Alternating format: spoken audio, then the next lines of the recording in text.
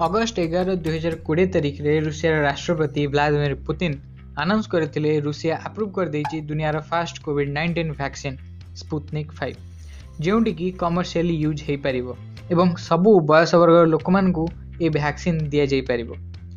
से यह भी कहते दुई झील भितर जन को ये वैक्सीन दि जाइछि। ए वैक्सीन प्रति डोज सह झीर बॉडी टेम्परेचर टिके बढ़ीला किंतु वर्तमान झील संपूर्ण भाव में सुस्थ अच्छी। रूसिया कौन भी साइंटिफिक डाटा पब्लिश करना वैक्सीन टेस्टिंग को नहीं एवं ए जिनटी प्रश्नवाची सृष्टि करिछि स्पुतनिक 5 रो सेफ्टी एवं इफेक्टिवनेस उपरे।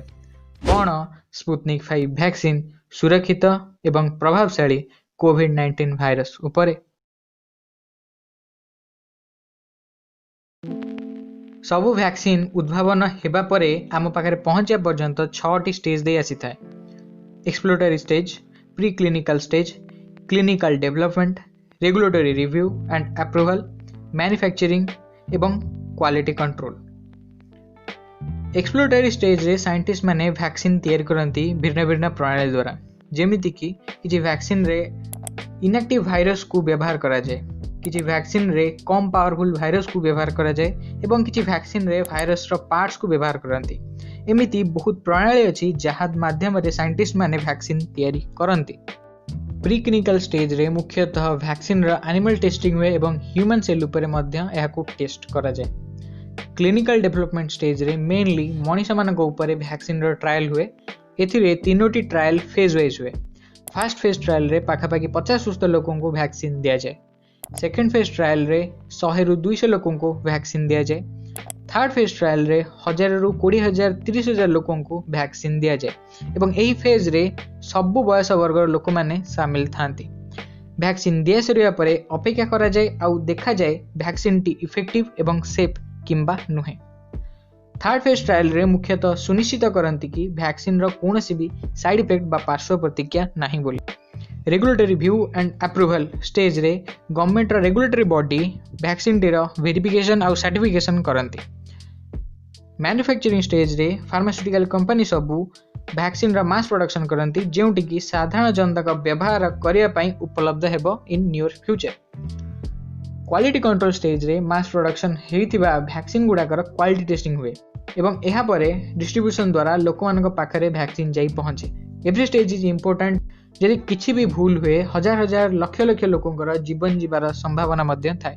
वैक्सीन तैयारी करिवा गोटे समय सापेक्ष काम। किछि वैक्सीन 10 रु 30 वर्ष पर्यंत लागि जाई पारे तैयारी करिवा पई एवं बहुत रोग एमिति भी अछि जहार वैक्सीन आज जाए बाहर नै, उदाहरण स्वरूप HIV एड्स। किंतु कोविड-19 रो वैक्सीन को शीघ्र बाहर करिया पई जे सब वैक्सीन तैयारी करथबा इंस्टीट्यूशन अछंती समस्ते क्लिनिकल डेवलपमेंट स्टेज रे ह्यूमन ट्रायल गुडा को ओवरलैप करूछंती।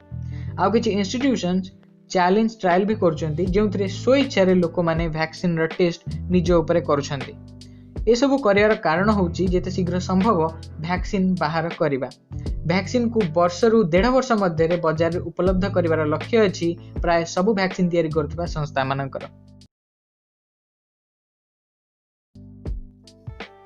स्पुतनिक 5 वैक्सीन को सेकेंड फेज ह्यूमन ट्रायल पर ही रूसिया गवर्नमेंट अप्रूवल दे दैछंती एवं third phase trial vaccine approval पर हेबा आरंभ होईछि जेउटी कि वैक्सीन रो सेफ्टी ऊपर प्रश्नवाची उठैछि।